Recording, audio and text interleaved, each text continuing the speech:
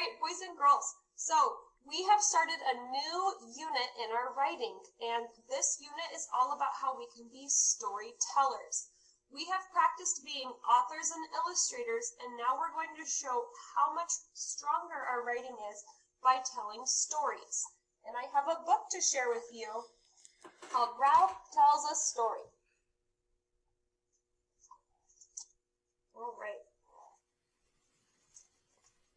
And you can see all of his paper just like you guys use to tell stories.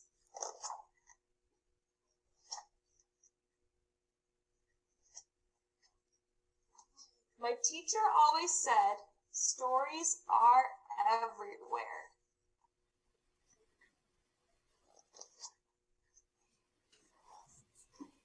And the kids in my class were always finding them. But every day at writing time, I thought really hard. I stared at my paper. I stared at the ceiling. I could not write a story. Does he sound like he's nervous?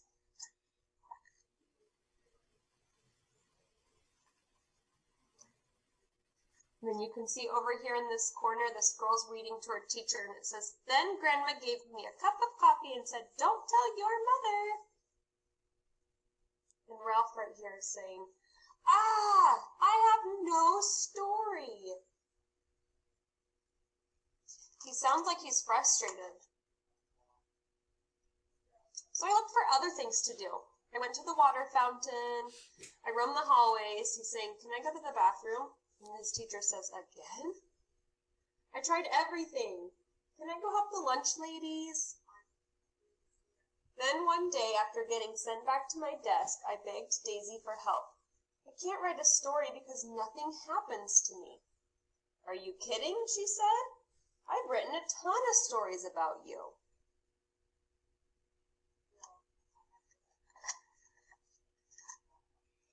She began pulling her stories out of her desk.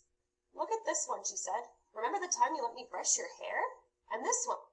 Remember when you knocked down all the crayons? Oh, and remember the time you painted your nails with black marker?" I thought, I'll never be a great writer like Daisy. Then Daisy stapled all of her stories together. Click, click. "Wow," she said. "This book is already 13 pages. Click, click." "Can I use the stapler?" I asked. I was really good at stapling. "But you have nothing to staple," said Daisy. "You have to find a story first." So she says right here, just look around. So I looked for stories out the window, in the aquarium, in my desk, and when my teacher wasn't looking, I looked for stories on the floor. But still no stories. Look at all the other students. They're writing and writing, and he's really frustrated. He can't find his story. Lying under my desk reminded me of lying in the grass at the park. I closed my eyes and imagined I was at the park. Just like that time, a little inchworm crawled on my knee. The sun was shining right in my eyes. Squinting, I picked up the wiggly inchworm and looked at it. And that's when my teacher found me. "What's your story about?" I opened my eyes. I saw an inchworm." "Wonderful," she said. "I can't wait to read what you wrote." But there was no inchworm story. I sat down and tried to write about the inchworm, but right away I got stuck. "Do you know any inchworm stories?" I asked Daisy. She just rolled her eyes and kept writing. And then my teacher said, "Writers, come to the rug. It's time to share." That's what you guys are going to do tomorrow with Miss Cheatham. "Ralph, why don't you go first?" said the teacher. I pretended I lost my paper. It didn't work. "He's sitting on it." I walked to the front of the rug. It took a long time. I held my paper against my chest so no one could see it. "I was at the park," I said. "An inchworm crawled on my knee." It was so quiet. My heart went thump, thump, thump, thump. That's when I looked at Daisy. Really? Wow. Did it feel squishy, Ralphie? Did you take it home? And then everyone started asking me questions. Did your mom let you keep it? Did you touch it? Did you name it? Wait a minute, I thought. Something did happen with that inchworm. Well, I picked up the inchworm and decided to name him Nick. I built Nick a house, but he just inched away. So I followed him, which is why I didn't notice that someone was following me. And then all of a sudden, this wobbly, crazy baby grabbed Nick and put him in his diaper. I tried to be calm. Come on, baby, I said really nicely. Give Ralphie the inchworm. It didn't work. Was this the end of Nick? But then I noticed Nick was escaping. He crawled right up to the baby's stomach. Quickly I rescued Nick and ran, and we spent the rest of the afternoon doing nothing together. The end. Everybody clapped and cheered. Show the picture, Ralph, someone said. I wasn't embarrassed anymore. So I did. That was last year. This year I write stories all the time. I keep finding stories everywhere. This might be too thick to staple. And then we have some writing tips from Ralph. Number 1, get comfortable. Number 2, it's okay to ask for help.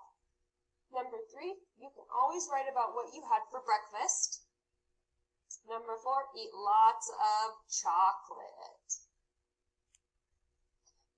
And then this is all the books that Ralph has wrote.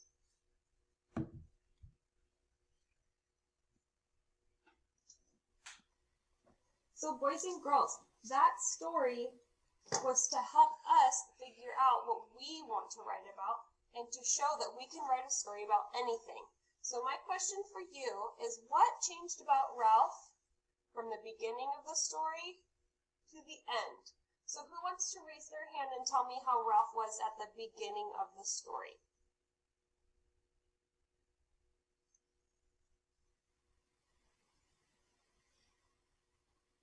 How did Ralph act? Was he nervous? Was he excited? Was he shy? Kieran.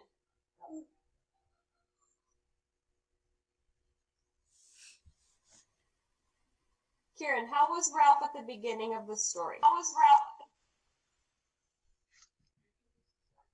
He was nervous to show his paper. Yeah, he was super nervous. So, he was nervous. But then something happened. Something crazy happened, and it helped him write his story. Aaron, what happened? What changed Ralph in the story? Just like Mr. Nervous on the book. Aaron, can you help me out?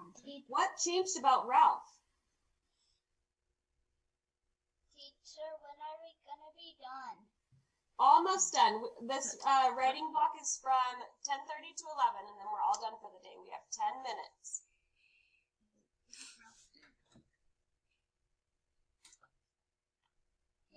He couldn't make a picture. He couldn't make a picture. He couldn't write a story. Who helped him write a story?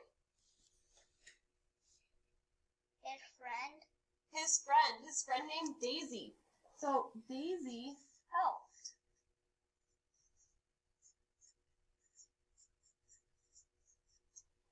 And Daisy was able to help him see that he can write a story about anything. So she said, "Okay, close your eyes. Think about something. Now go ahead and tell your story." And when he did that, he realized it was so easy. So boys and girls, when you write in your story today, you have a brand new writing book. You have your new storybook that you got in your packet pickup from Thursday. What I want you to do is to start a brand new story, and this story can be about anything. I want you to include a couple of pages this time if you can.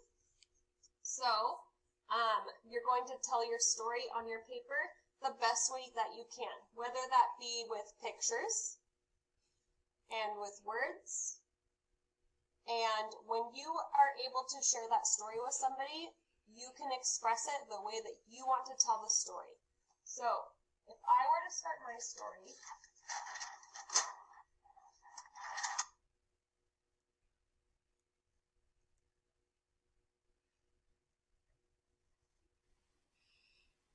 I want to really close my eyes and think, okay, what do I want to write about? And you know what? I want to write about the time that I went and picked huckleberries. So I'm going to think about what happened in the story that's playing in my head. Remember, it's a good story if you can remember all the details like a movie in your head. You learn that in reading. So I want to start telling a story about huckleberries. So I'm going to write, I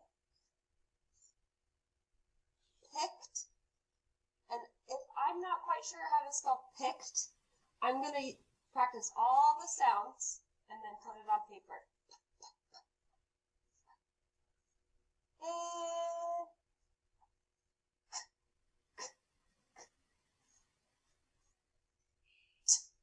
Picked. I picked huckleberries.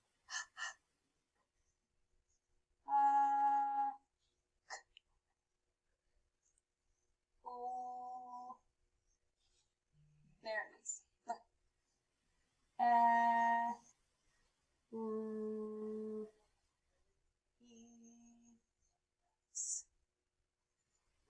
Now, this is a great start to a story about me picking huckleberries, but what I want to remember is that if I get stuck, I can just close my eyes and think about what to add next. So, we have about 10 minutes.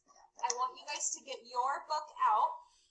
I'm going to put you in gallery mode, and then I'm going to be calling on students to share their screen and tell us a little bit about how they're starting their story. So I want you to think about it in your head. What should I write about? If you have no idea, like Ralph in the beginning of the story, he was thinking, I don't know what to write about. Nothing's ever happened to me. I want you to think about maybe what you ate for breakfast. We can use some of those tips that Ralph gave us. Maybe you want to talk about when you went on a walk, or maybe you want to talk about the weather. There's so many different things that you can write about. So I want you to pick one of those, and then go ahead and get your books out and ready, and you're going to start writing.